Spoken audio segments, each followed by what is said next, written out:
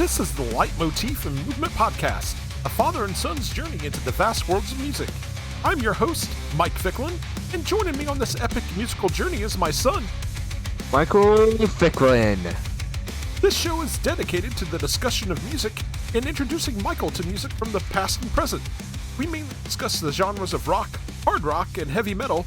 We also from time to time dive into film and video game scores, and we sprinkle in some surprises along the way.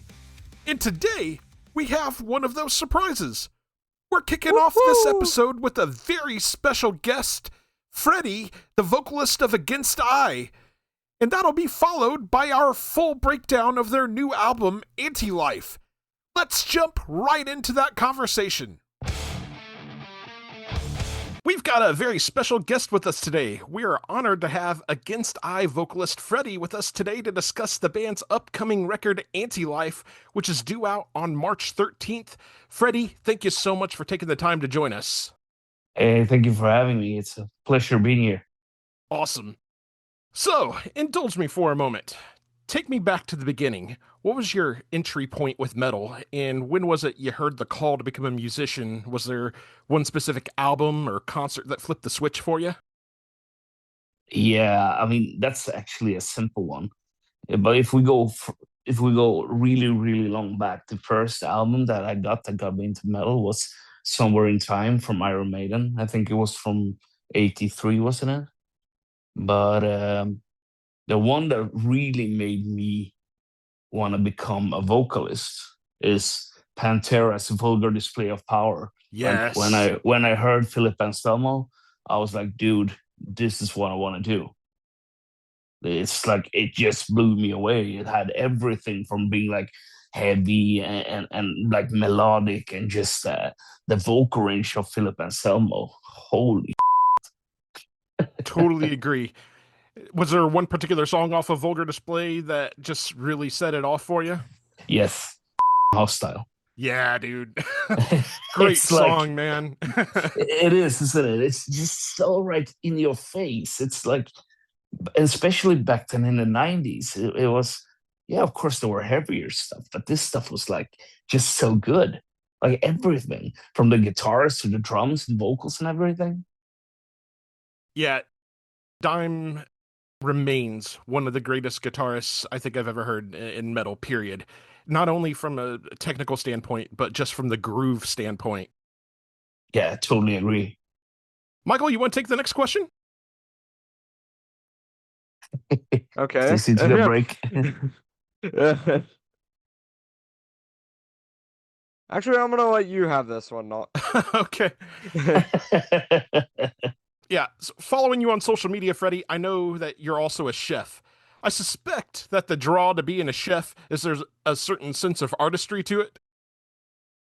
Yeah, I mean, but then again, I always say that my cooking is like my music making. It's like it's okay, but I don't follow any recipe or rules or anything. It's like, don't give me a recipe. I don't like cooking after recipes. I just like to go by feeling. You know, it's like if I hear something that I like, it's the same. If I taste something that I like, I know I like it. You understand what I'm saying? It's like Absolutely. more everything is just a lot of feeling, a lot of trying, experimenting.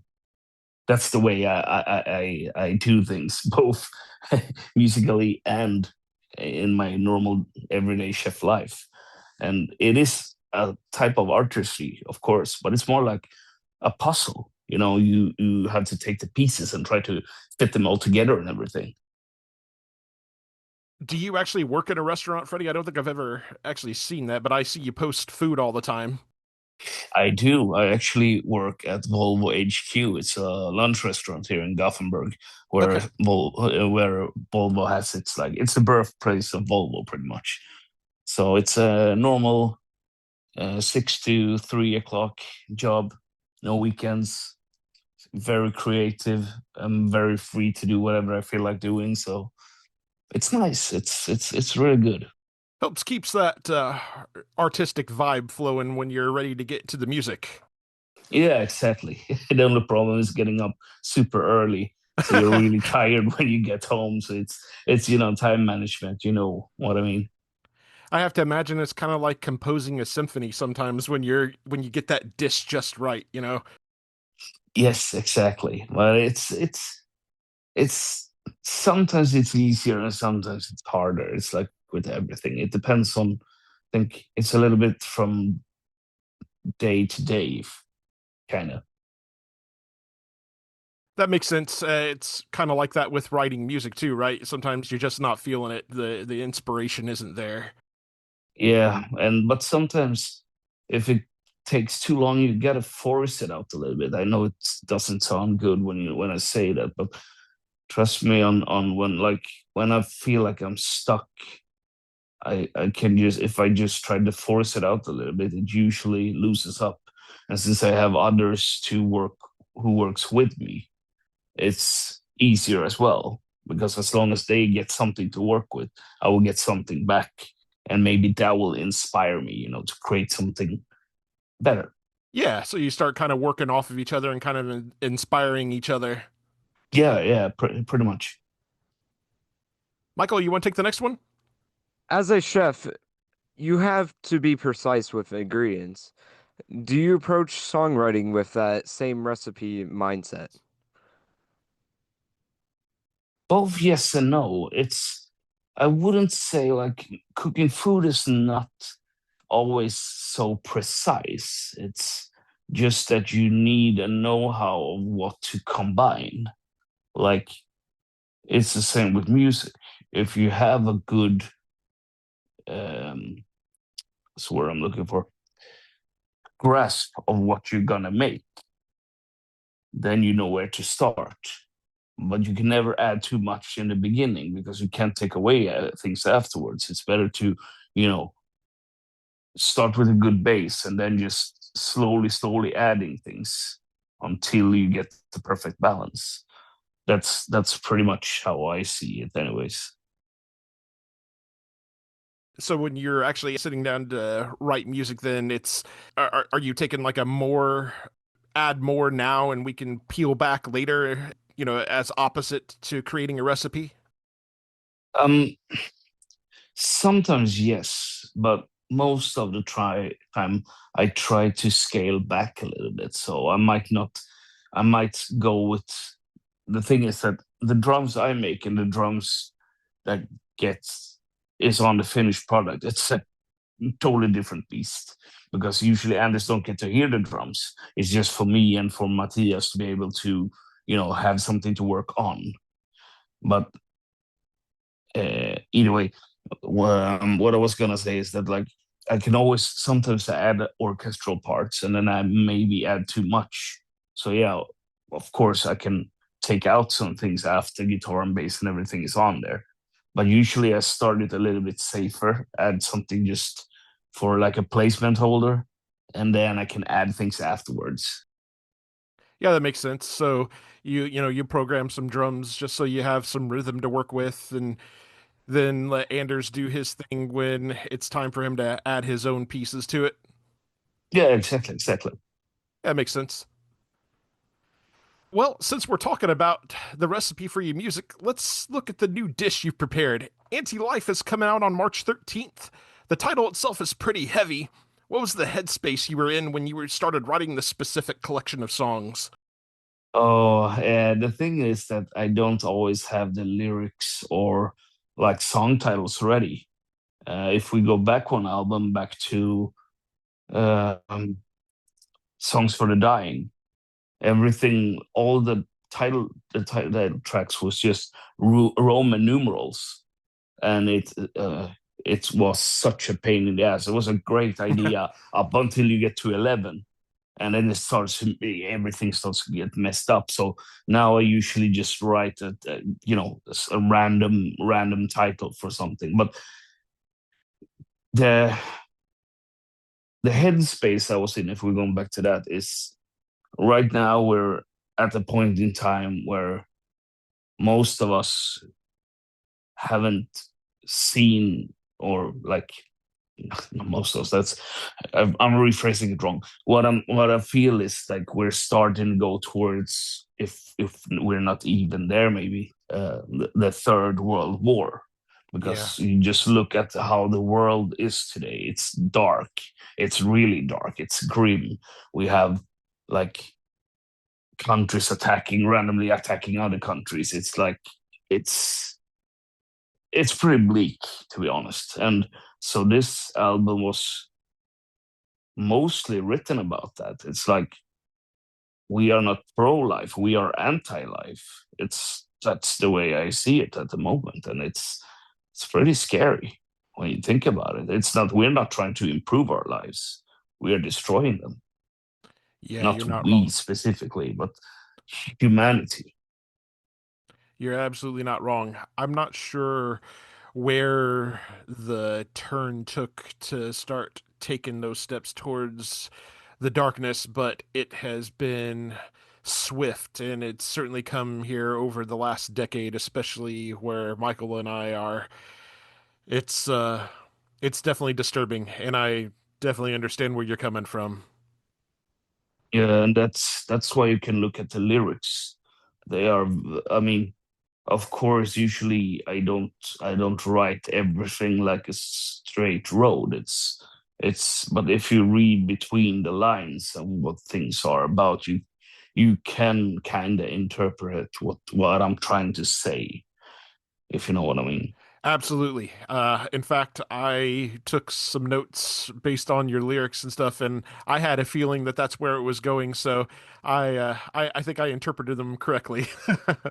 Yeah, it's like I don't hate people or a specific country or anything. What I hate is the leaders that are Sure. bringing bringing ruin to their own people and to other people as well. It's like I don't like the way the world works.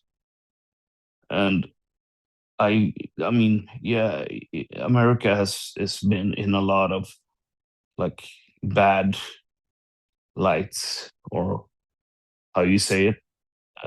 And of course, I know not everyone supports what's going on, and I Yeah. will never judge all the whole of American people just because of one thing. I don't really like politics, to be honest, but Yeah, sadly you and we I are get in the drawn same into boat. it. Yeah, it's like I want people to live a happy lives. I want people to not suffer.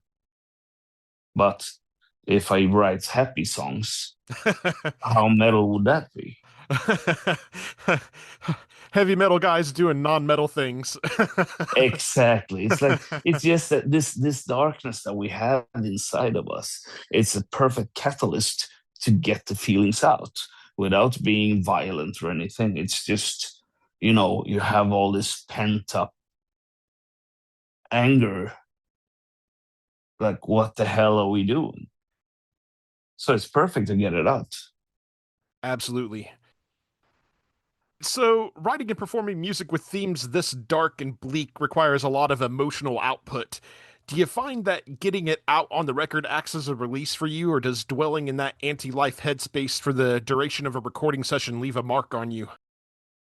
I don't think it leaves a mark on me, to be honest, because as soon as the album or EP or single or whatever is done, I just move on to the next. It's not like I mean, there's always darkness around and there's always darkness inside. Not everything is always sunshine and rainbows, but like when it's done, it's done. Then you move on. So it's kind of like a relief, I think. So it kind of serves as sort of the your cathartic release, if you will. Yeah, exactly. Once it's done, it's done. You don't have to dwell in the darkness, because I think if you do, it will affect you too much, and nobody needs that in their life. Totally. So when you're walking away from doing these really heavy songs here with the really heavy subject matter, is that when you like to go pick up, a game or something like that and get in a different headspace?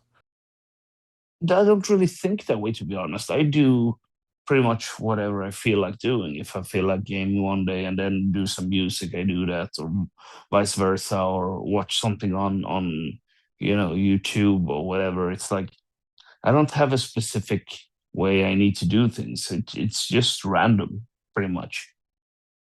So the album concludes with All Hope Is Gone, which feels like a very definitive, heavy door slamming shut.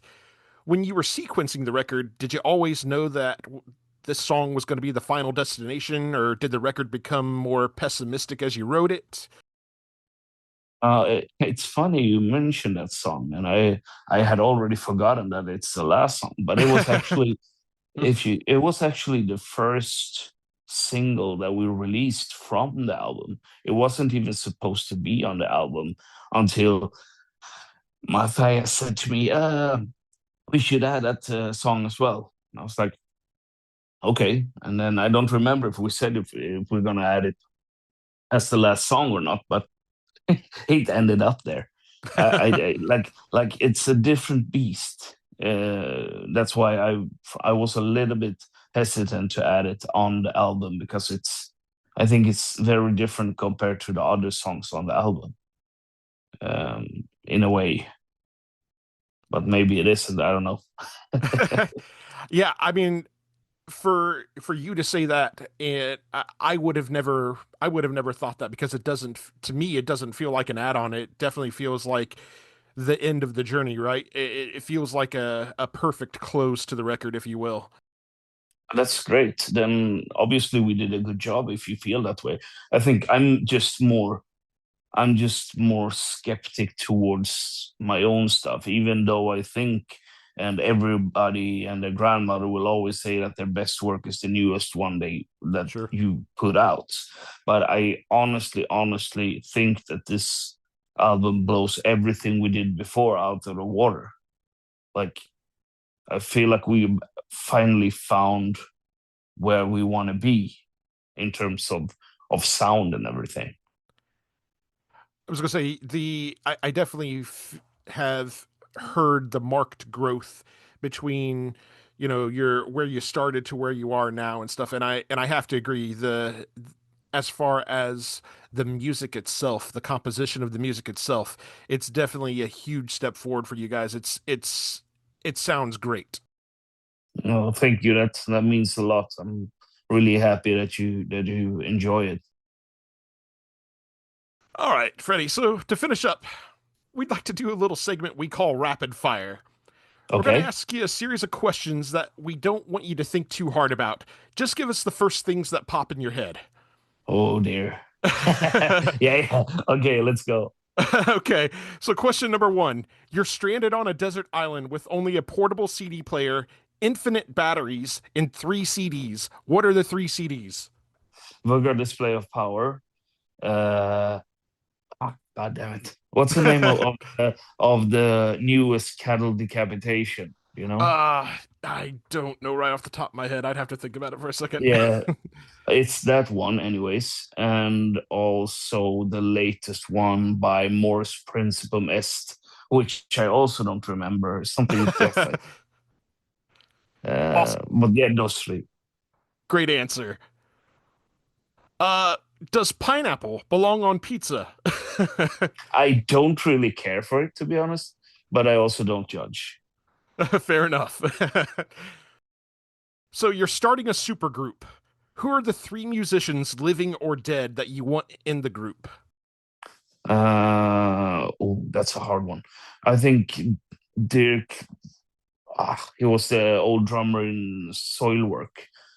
Dirk something. I can't pronounce his last name. It's super hard. Him on drums anyway. He's super talented.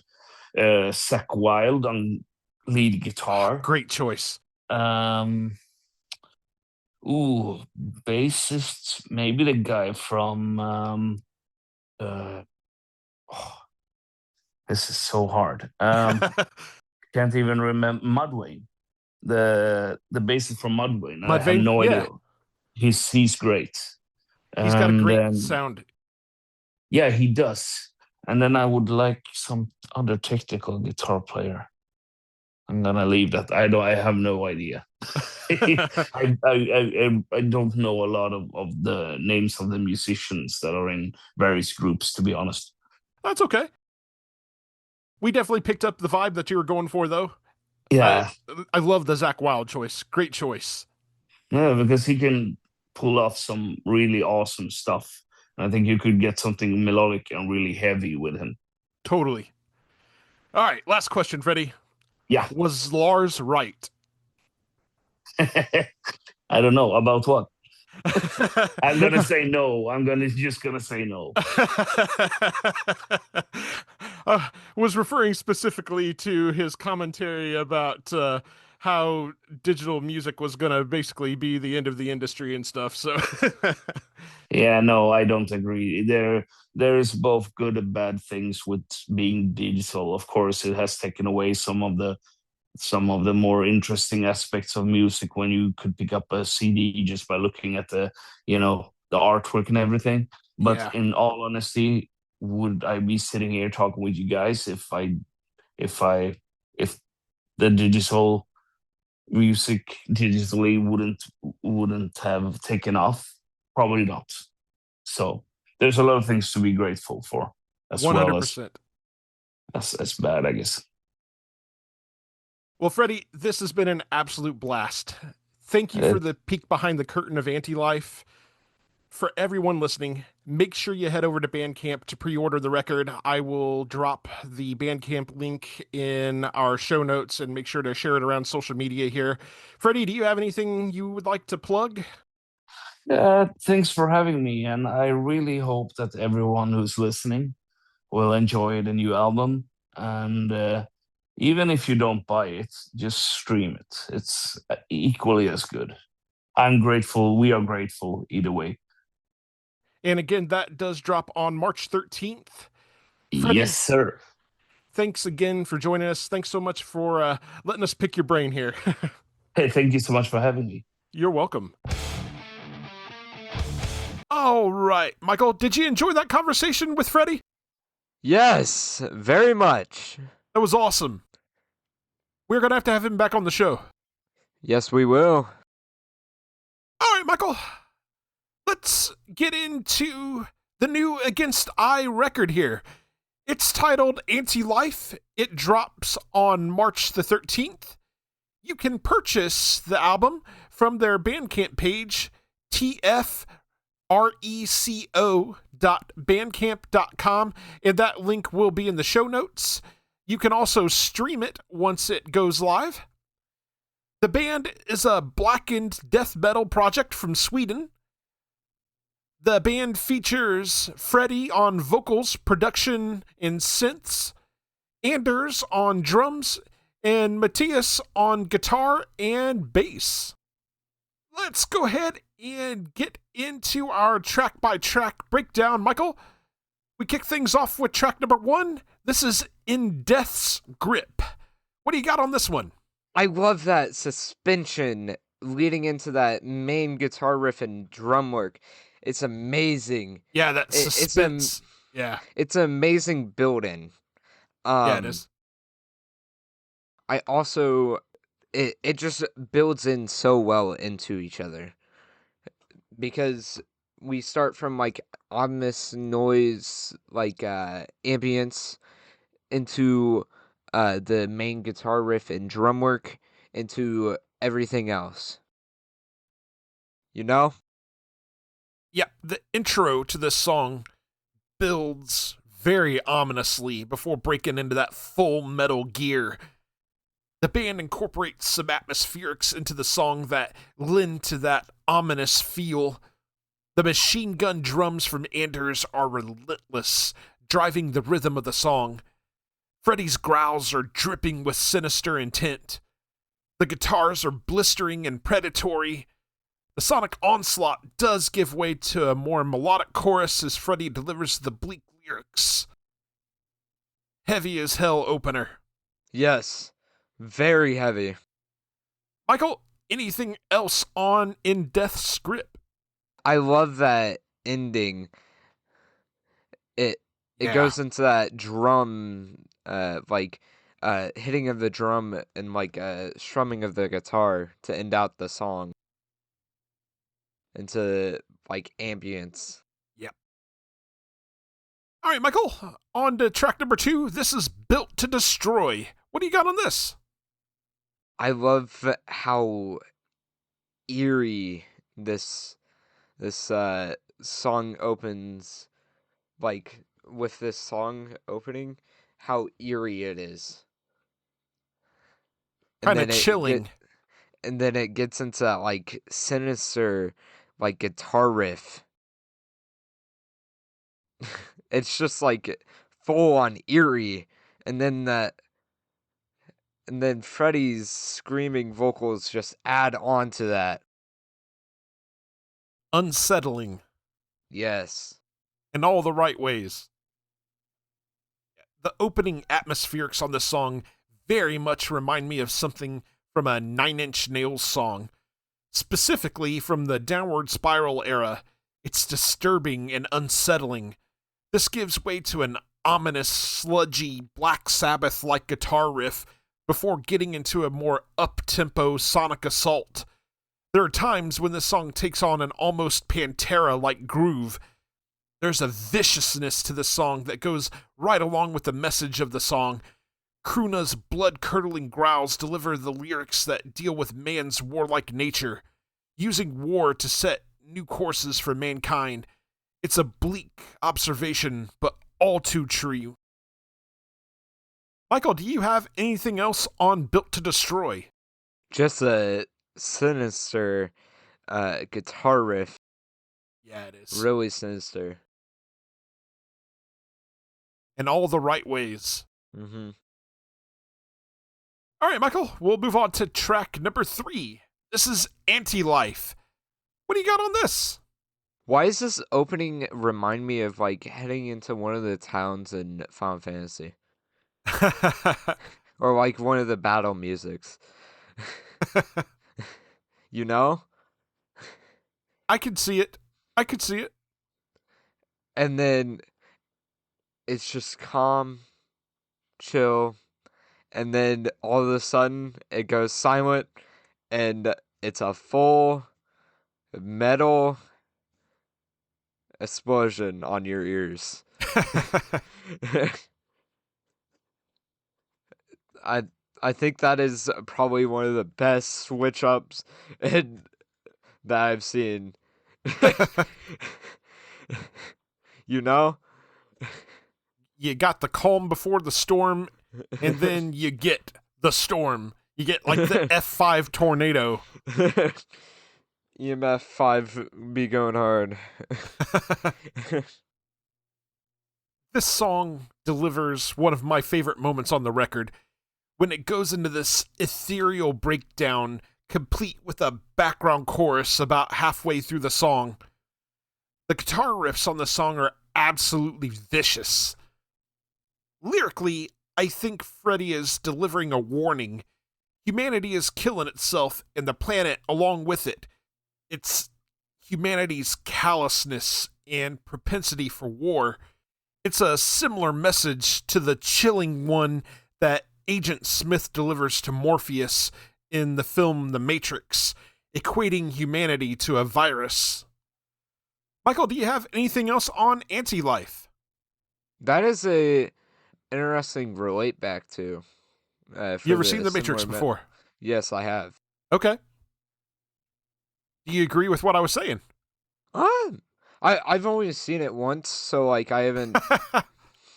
But I don't really know like exact quotes, but I would probably have to agree. I don't know. Maybe we'll have to listen to the album again, and then you can watch The Matrix right after, and you can tell me if you definitely agree then. All right, Michael. Let's move on to track number 4. This is Darkness Within. What do you got on this? I really like that driving drum work and guitar riff at that opening. It's amazing. I don't even know how to picture how to do that, you know?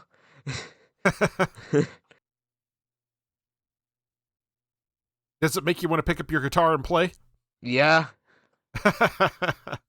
I like that riff so much. It's I don't know. I really like Freddie's vocals on this song. It just adds on within this song. And you definitely feel a darkness in this song. For Hence sure. why it's called Darkness Darkness Within. Within. The opening to the song has a doom-laden feel to it. The song reminds me very much of early Arch Enemy. It's heavy and melodic. Freddie's growling vocals drip with venom. I love when the drums go halftime on the song. It creates a bit of space that provides a lot of tension and menace. Lyrically, I think Freddie is referring to being a cog in the wheel, or a slave to the machine, if you will, fighting for your right to exist, hoping to be heard when you express your concerns. Ultimately, while the powerful grow more powerful, the have-nots get left behind to die. Pretty heavy. Yeah? Michael, do you have anything else on Darkness Within? It's just amazing. Hard. Yes. All right, Michael, let's go on to track number 5. This is Descend. What do you got on this? I love that opening drum to open into that song. Yeah, it's absolutely thunderous, man. Might be the And best drum sound on the entire record.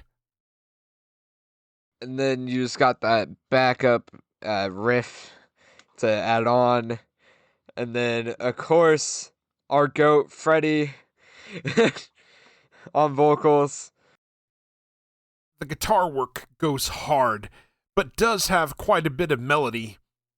The chorus of the song has a chilling atmosphere with the added keyboards. Freddie growls each blood-curdling lyric with a demonic snarl. Lyrically, I believe that Freddie is detailing what it must be like to give in to despair and take one's own life. Michael, do you have anything else on Descend? Your lyrical Diagnosis? yeah, is got dark pretty fast. It sure did. All right, we'll move on to track number 6. This is Temple of Greed. Michael, what do you got on this? Why at the beginning did it remind me of one of the songs off the most recent Evergrey album? You know? Oh, yeah? I forget what song it kind of sounds like. But it sounds like one of the songs off that album. Like at the very beginning of the first strumming of the guitar, it reminds me of one of the songs off the newest Evergrey album. Okay. But it sounds nothing like it. Once it actually gets into the song. Yeah. After the first, second of strumming, it goes straight into full metal. Just goes for the jugular. Yeah. You won't have a jugular left. We get this, slow burn opening to this one before the song breaks into its full metal attack. The guitar work underneath the spoken word section is so good. Mm-hmm. It provides this ominous, uneasy feeling. Yeah, it just gives sinister immediately. Yeah. You know? The closing 10 seconds of the song is absolutely killer. The machine gun drums are going, cymbals bashing, and the guitar riff has a head-banging groove. Lyrically, I think Freddie is giving commentary on corruption, greed, and avarice running through religion. Michael, do you have anything else on Temple of Greed? I think the Temple of Greed is flourishing right now. You ain't wrong. All right, Michael, that'll take us into track number 7. This is Empire of Bones. What do you got on this? Are we Bones? Maybe here before long. Yeah. The opening with the war horns. and then the like after the second blow of the war horn, it goes into that nice riff just to add on to the feeling. Yeah, those war horns are super ominous. Yeah, and then you get into that drum work. With that drum work, I can't express how much I love the drum work on this album. Very, very good. It's yes. very technical. Better than anything I could probably pull off. Yeah. After we get out of those war horns, we're greeted with a chugging guitar riff as we get into the first verse. The keyboards in the background provide additional haunting atmosphere to the song. Freddie's growling delivery of the lyrics adds an additional element of darkness.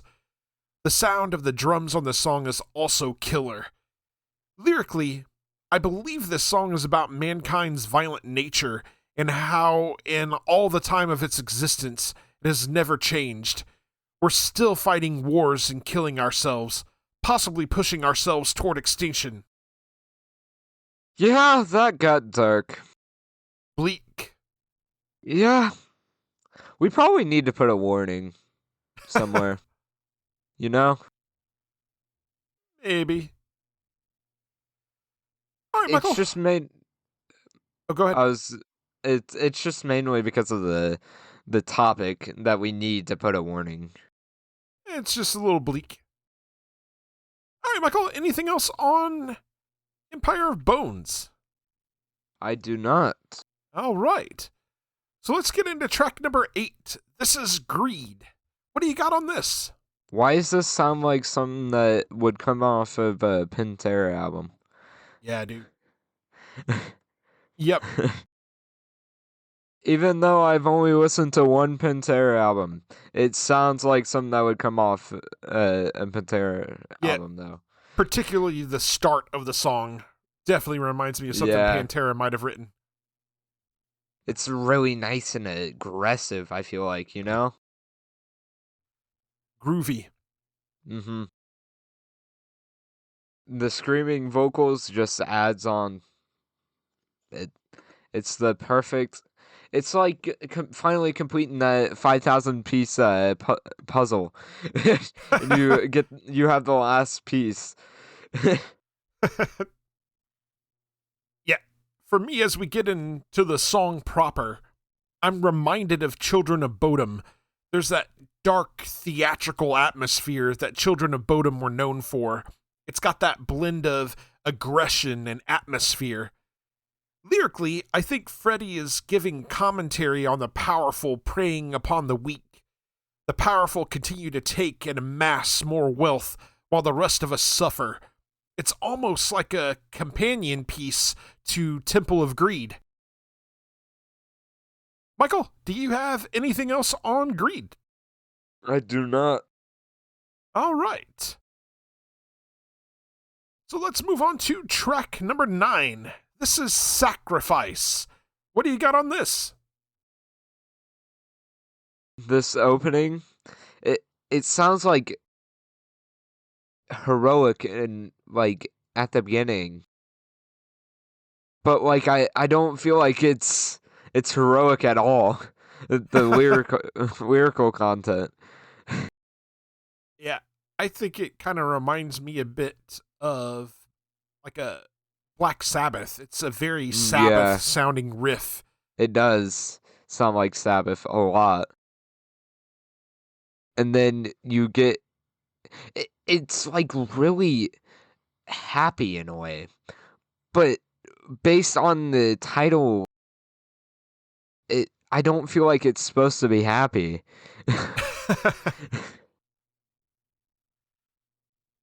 I think what you're referring to here is the kind of the tenor, the sound of the song. I think it's really quite melodic, especially during the pre-chorus, and the added keyboards kind of really help set the mood on the song. It's a really sinister, foreboding sounding song on the whole. Lyrically, I think that this is a commentary on people that get caught up in a cult of personality. They willingly follow the wolf in sheep's clothing and believe anything the cult of personality says. Cult of personality? I think of a song. Name that. Totally. Michael, do you have anything else on Sacrifice? I do not. All right. So now we'll get into track number 10. This is Throne of Tyranny. What do you got on this one? I really like this opening riff. It's really different from the whole entire album. And then when the drums kick in, it just like mixes perfectly. And it just mixes perfectly. This whole entire song, it just mixes perfectly. I really like that riff so much. I really like that. I don't know. It just says like a me want to pick up guitar type riff. Yeah, dude. This song definitely features some of my favorite guitar work on the album. It's melodic and heavy as hell. The verses kind of have an 80s metal feel to them. The galloping drums during the verses add a headbanging, get in the pit vibe. During the chorus, I get this feeling of being in a dark fantasy movie, in the dark, terrible lair of some mythic monster. Lyrically, I feel like this goes hand in hand with the previous song, Sacrifice. This is about the tyrannical cult of personality themselves, how this tyrant is destined to destroy all that has been built, leaving the country as a hollow husk of what it had once been. Michael, do you have anything else on Throne of Tyranny? I do not. All right. So we'll move on to track 11. This is War Never Ends. What do you got on this one? You really get a nice, heavy riff to open up the song. I really like that. And then it kind of sounds like there's like a mini like vocal, like a little tiny vocal part in the very background, like a church choir, or like you're like hearing some ethereal vocalizing. Yeah. And you hear it throughout the whole entire song, if you really listen in. It gives it this really ethereal, kind of ominous mood, doesn't it? Why does this kind of remind me of an Opeth song? You know? How much Opeth do you actually know, sir? A decent amount. Yeah, You know, song... I know like 2 hours. Yeah, I was going to say, I know you definitely know the one that we've covered, and I think you know a little bit of Blackwater Park, but that's probably about it. This song opens up with some heavy chugging guitar riffs, accompanied by some snare rolling that are reminiscent of war drums. This gives way to a more mid-tempo section for the first verse. Things pick up a bit for the chorus. The layered keyboards add an epic sense of sadness and emotion. This song on the whole is a bit more melodic than it is thrashy. It's quite good. Lyrically, this is a commentary on the warlike nature of mankind. Michael, do you have anything else on War Never Ends? I do not. Okay. So we'll move right along to track number 12. This is Where We Lay to Rest. Michael, what do you got on this? Why is this... The little bit of Anthrax I've heard, why does it sound like it's something that Anthrax would write at the opening? Especially the way it opens up. Definitely Yeah. reminds me a bit of something that Anthrax might do. It's that riff is very like thrashy kind of, you know? Yep. I really like the vocals on the song and awesome drum work. Freddie's growling vocals lend to the haunting, bleak atmosphere of the song. There's some outstanding guitar work on this song. My favorite riffs come in around the 2:13 mark. The guitar work here sounds like a throwback to 80s heavy metal, a bit Judas Priest or Iron Maiden like. Lyrically, this is a not-so-subtle death metal jam. It's painting a disturbingly accurate picture of what happens to us once we've departed this mortal coil. I really like that middle, I think it was like a minute or like 30 in, I think, with like that the drum work and the like strumming of the guitar. I really like that.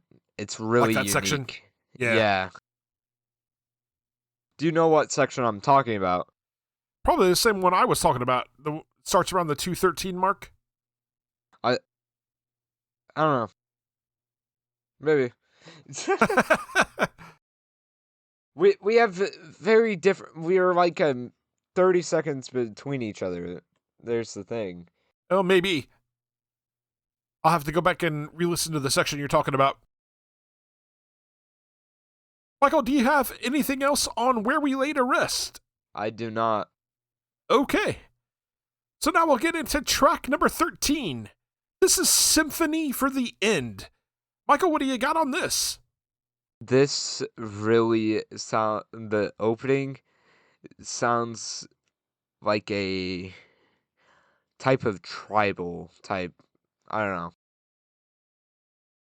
It just seems, I don't know. I'm just gonna lay that thought to rest. You know? It's kind of got this doom-laden tribal feel to the intro. And then that amazing drum work, like at the breakdown, heading into that. I think it's in the chorus or like heading into it. It's amazing, and those riffs don't disappoint at all. And Freddie's vocals, our goat Freddie, did not disappoint. I really enjoy the chorus guitar riffs on this song. There's something akin to a Lamb of God sound to the music here. It's thrashy, groovy, and dark. There's a keyboard-led breakdown around the midway point before breaking into the final metal assault that takes us the rest of the way. Lyrically, I take this a couple of different ways. It could be a commentary on destruction of the world through war, or perhaps nuclear holocaust. Or it could perhaps be a commentary on the effects of global warming, pushing all life on the planet towards extinction. Either way, the message is bleak but clear. Yeah. Michael, do you have anything else on Symphony for the End? I do not. All right. So then I'll take us to the final track on the album. This is All Hope Is Gone. Michael, what do you got on this? I feel very unsettled at this beginning. It is very unsettling. Yeah. The atmospherics, they're very disorienting and creepy. And then it we don't even get a second to like break off and like take a breath. It's attacking that riff and Freddie's vocals and drum work. It's just instantly there. It just appears right in your face. You know? Comes at you relentlessly. Freddie's blood-curdling screams drip with hopelessness and despair. The pre-chorus music has a high level of intensity and bleakness and are my favorite parts of the song. Lyrically, this is definitely the most pitch black song on the album. The song openly chastises and calls out the God that would allow his children to go through the hell of war. As his people cower in fear at death's doorstep, they realize that there's no hope left for rescue or reprieve. Pretty bleak. Yeah. And a good way to close an album called Anti-Life. Yeah. All right, Michael, anything else on All Hope Is Gone? Nope. Okay. So that will take us to our final thoughts and our overall album ratings. Michael, go ahead and give us your final thoughts and your rating out of 5. I really like this album. I enjoyed the amazing riffs, the unique sounds with the atmosphere of the album, and Freddie's vocals, amazing. And it just combines into an amazing album. And I'm going to give it a 4.5. Michael gives it 4.5 out of 5. For me, Against I continue their growth with this, their third record. Musically, the band is a house on fire. Anders' blistering drums, Matthias's melodic but heavy guitar riffs, Freddie's atmospheric keyboards, and his venomous screams combine to form one apocalyptic as hell outing. Anti-Life is a nuclear assault on the senses. The album minces no words and isn't coy about its commentary. It's a pitch black look at the state of the world and what will happen if we don't find a way to change. It gets a 4 out of 5 from me. All right, that'll take us to our question for the audience. What is your favorite track on Anti-Life and why? And with that said, we want to hear from you. We will read your emails and messages on the show. We have only one request. Keep them clean. There are several ways to contact us. You can email us at lightmovepod@gmail.com. You can also reach us on several social media platforms such as Facebook, Blue Sky, Instagram, and Threads. Details on how to connect with us are in the show notes. We are part of the SPDM Crew Podcast Network. Check out all of the podcasts on the network by visiting spdmcrew.com. If you like the show, subscribe to us on your favorite podcasting platform and share with your friends and family. We are available on Spotify, Apple Podcasts, iHeartRadio, and a variety of other platforms. We're also on YouTube. Can't find us on your chosen platform? Shoot us a message and let us know. Leave us a 5-star review on Apple Podcasts. This helps us be found in the algorithm. Make them good and we'll read them on the air. Are you in a band and you'd like for us to check you out and possibly drop a recommendation on the show? Shoot us a message. We'd love to check you out and give you a shout.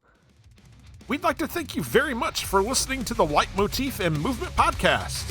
Take care and enjoy music.